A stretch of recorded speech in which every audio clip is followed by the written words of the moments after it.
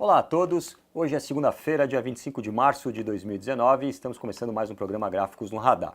Bem, hoje o índice Bovespa ele apresentou pouca volatilidade, na parte da manhã ele ensaiou um movimento de queda, depois à tarde ele ficou no positivo, mas acabou voltando para o terreno negativo, nesse finzinho de pregão ele está fechando a 0,20% de baixa aos 93.500 pontos, na mínima ele tocou nos 93.100, um pouquinho abaixo da linha de suporte que a gente sempre mostra aqui no programa, que é na região dos 93.400.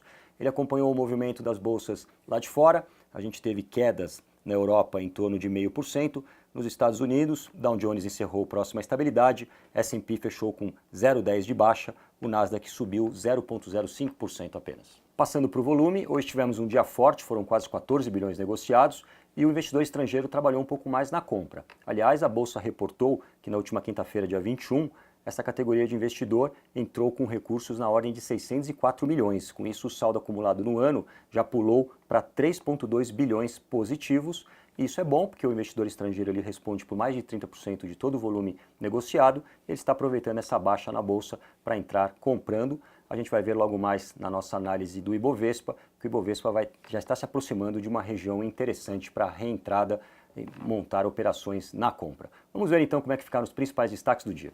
Bom, começando pelo gráfico do Dow Jones, o gráfico numa escala diária, aqui a gente percebe o índice trabalhando dentro de uma congestão triangular e ele veio hoje testar a base dessa congestão, que passava aos 25.380 pontos.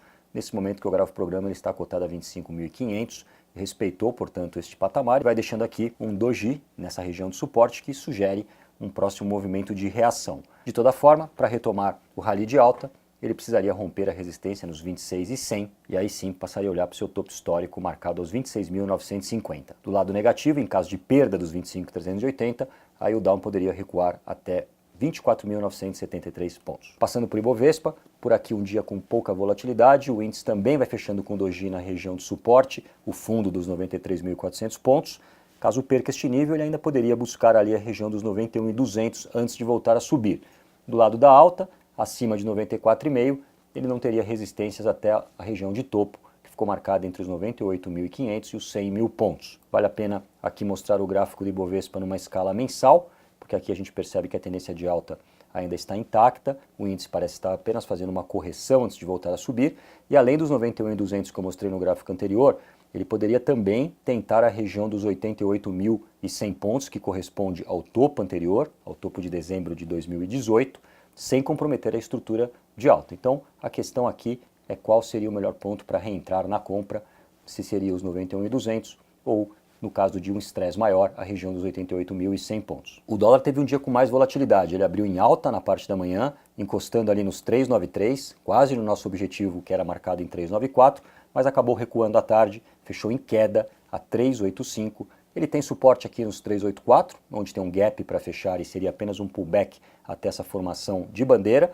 Se ele respeitar os 384, daria para acreditar numa retomada, dessa vez para tentar ali os 3,94. A Vale perdeu o suporte no 50,05, fechou o dia em baixa aos 49,48.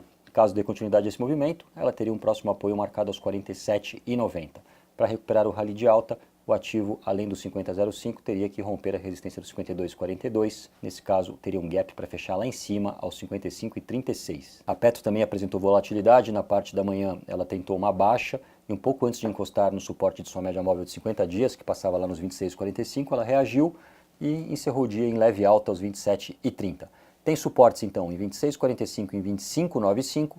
Para cima, precisaria romper os 27,88 para tentar mais uma vez o topo do ano, que ficou nos 29,60. Itaú ficou trabalhando junto ao seu suporte nos 33,53, fechou um pouco acima, 33,60, deixou um doji nessa região. Na alta, acima de 34,13, o ativo ainda encontraria resistência aos 34,74 e também nos 36,70, antes de voltar a seu topo histórico, que ficou nos 38,02. Já do lado negativo, na eventual perda do suporte, ele ainda encontraria apoio na reta que passa hoje aos 32,60. A Ambev também vai testando região de suporte nos 16,48, fechou o dia nesse nível, 16,50. Se perder esse patamar, ela pode acelerar na venda, mirando nos 15,64. Do lado de uma reação, o ativo precisaria romper os 17,50 e, se fizer isso, confirmaria uma formação em W, que a levaria até o fechamento do gap nos 18,24, ou mais acima até o topo recente nos 18,92. Passamos para a Usiminas, aqui é um gráfico que a gente gosta, o ativo um pouco antes de encostar na reta de suporte que passava nos 9,84 iniciou uma reação, fechou o dia com alta aos 10,29. Acima de 10,38 ela teria próximas buscas em 10,57 mais acima na máxima nos 11,21. 11,21 seria o divisor para uma alta mais forte para o ativo, mirando lá na região dos 11,90. Já a Cyrela tem uma estrutura de queda no gráfico diário após ter perdido a reta de suporte que passava na região dos 16,68. O ativo vai em busca de um próximo apoio marcado aos 15,38, corresponde ao topo anterior. Recuperaria a tendência de alta, não só voltando acima dos 16,68, mas também teria que romper os 17,48 e depois a sua máxima nos 18,29. A CVC segue trabalhando numa região de suporte nos 54,20, fechou hoje a 54,35.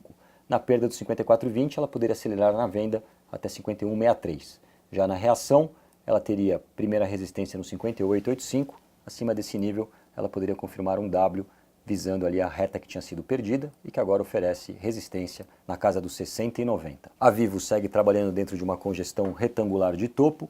Ela encostou no teto dessa congestão, a resistência dos 49,39, vai realizando lucros em direção ao suporte que passa aos 45,78. O ativo está hoje no meio do caminho, sendo negociado a 46,92. Este é o gráfico da CSN, por aqui o ativo vai forçando o suporte nos 14,93, após um forte rally de alta que a levou até 17,43, ela recuou. Caso perca esse patamar, ela pode acelerar na queda, visando os 13,39.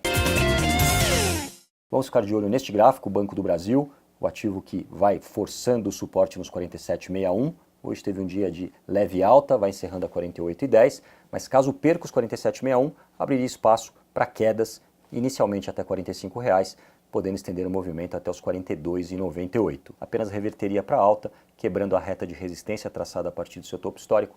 Essa reta projeta hoje no 54,04. Bom, pessoal, esses, portanto, foram os destaques para hoje. Eu fico por aqui, desejo a todos uma ótima semana e até amanhã.